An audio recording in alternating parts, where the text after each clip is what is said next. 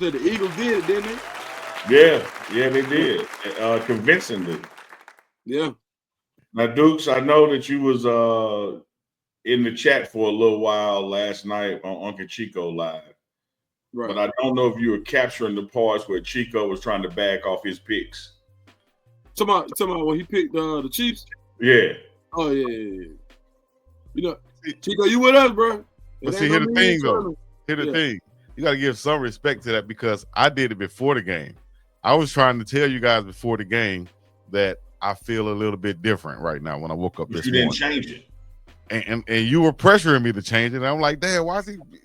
All right, well, you know what? I'm not going to change it. I'm not going to flip flop. But I felt like, and I made the prediction of he was going to throw 2 picks, Mahomes. But I also said in my predictions on Friday that if the Eagles can capitalize on those, that's what's going to decide the game. If they do that, which they did, and they got up, 24-0, then that's the ball game right there. It was basically over. You got to get up on Mahomes and not allow him to fester around and be there at the end of the ball game. You know what I mean? And that's what they did. They controlled that game, even though Saquon didn't have any big breakout runs in the first half. He still was able to get positive yardage and just continue to move the pile and go forward. And Jalen Hurts will get the breakout runs and such. So, great ball game, great scheme by the coaching staff, and they deserve to win. No, for sure. Like, perfect game script for the Eagles, and probably the worst case scenario for the Chiefs. That's all you can say. I think a lot of people lost money because a lot of people felt like, you got to beat, like, in order to beat the man, you got to beat the man, like what Uncle Neely was saying. And he was right. Like, they beat the man, so now it looks a little bit different. Like, it kind of reminds me of when the Chiefs lost to the Patriots lost to the Giants, right? Like, that year, like, they looked like a juggernaut. Nobody had beat them. Giants came in, they did what they're supposed to do, and they played the perfect game.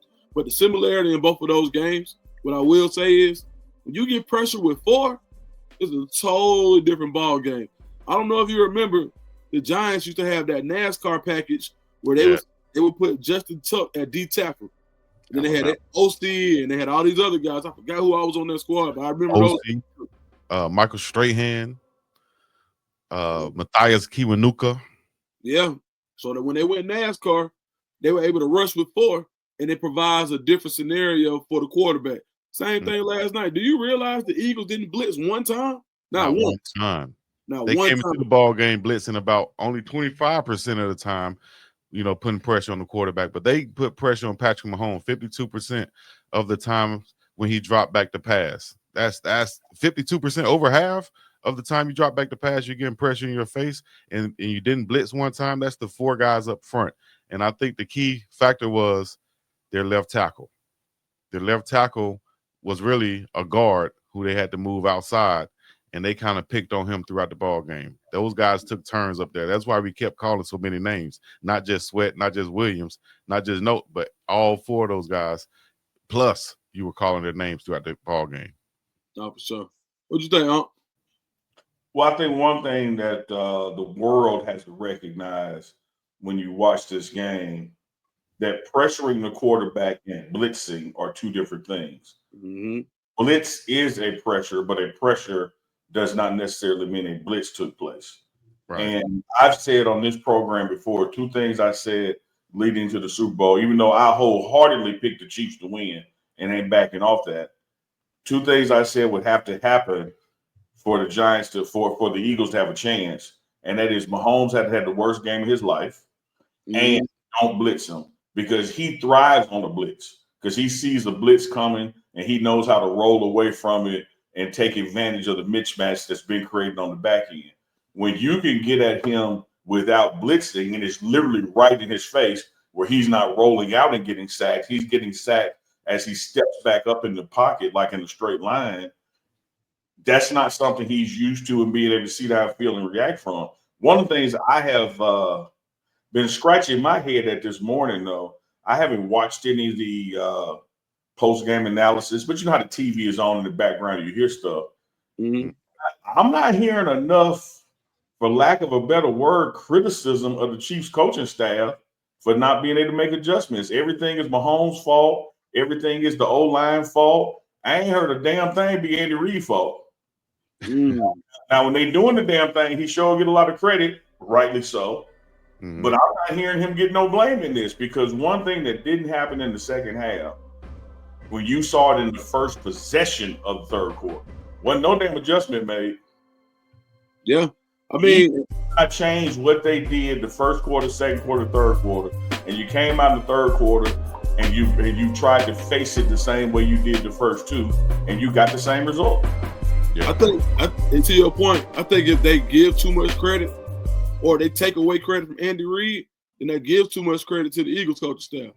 Like, you got to think they're eating a lot of crow, because a lot of people were saying Nick Sirianni wasn't going to be the guy from the first interview, his first press conference. Remember how bad they got on him? Said, "Oh, he's going to be horrible. That's one of the worst press conferences ever."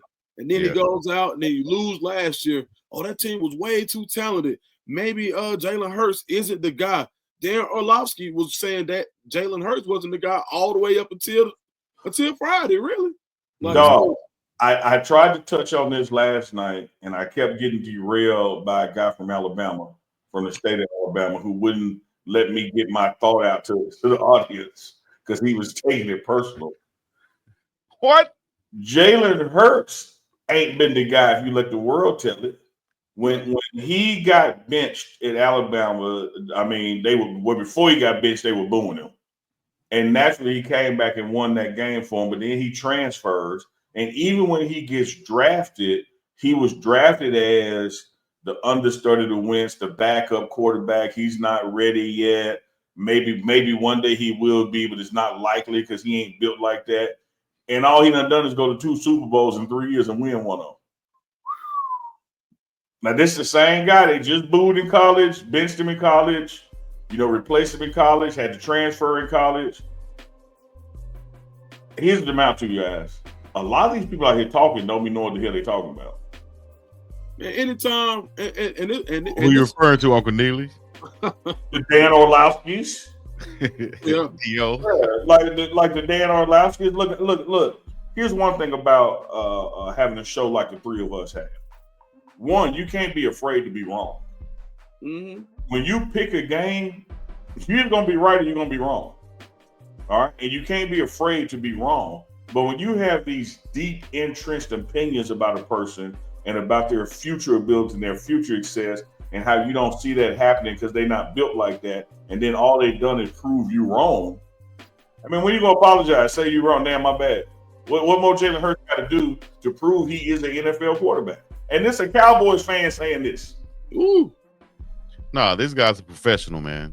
And that's what people, really admired about him in Alabama. And that's why when you were talking about saying that people were booing him out of Alabama, that's why I kind of took back and said, no, a lot of people loved him in Alabama. Speaking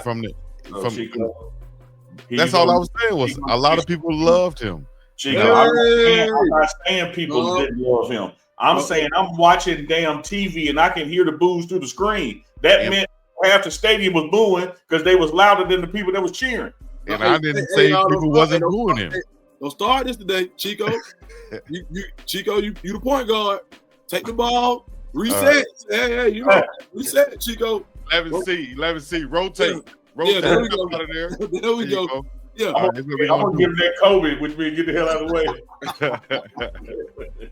Is what we're gonna do. I'm on my Magic Johnson type point guard. Oh, there you go. Now you got to imitate Magic, man. I can't wait to see. Hey, I'm with Uncle now. Maybe doing Magic bad, man. Come on, dog. That's my dog. That's my favorite of all. That's why I say Magic, Shannon. Those are my favorites, man, of all time. Damn sure it's out of love.